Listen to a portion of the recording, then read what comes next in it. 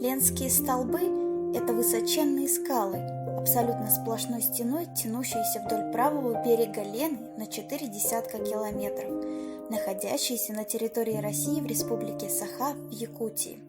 Одним ленские столбы напоминают стены огромного средневекового замка, другие вспоминают о клыках дракона, третьим же кажется, что перед ними навсегда застыли каменные великаны.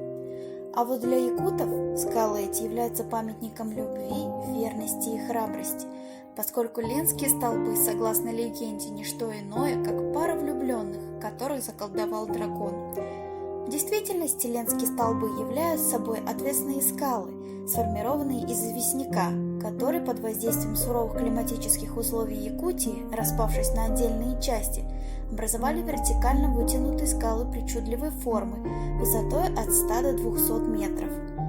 Горы, образовавшие ленские столбы, начали формироваться около 550 миллионов лет назад на месте плескавшегося здесь когда-то неглубокого моря, на дне которого постепенно накапливался известняк.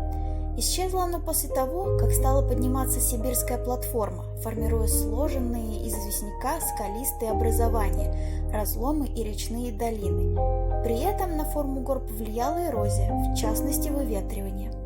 Процесс этот длился долго, до тех пор, пока 400 тысяч лет назад не был сформирован каменный лес, причудливой формы которого вот уже на протяжении многих столетий восхищают и поражают человеческое воображение. В настоящее время это уникальное геологическое образование входит в список чудес России и является природным памятником мирового значения. Несколько лет назад ЮНЕСКО взяло территорию, на которой расположены Ленские столбы, под свою защиту.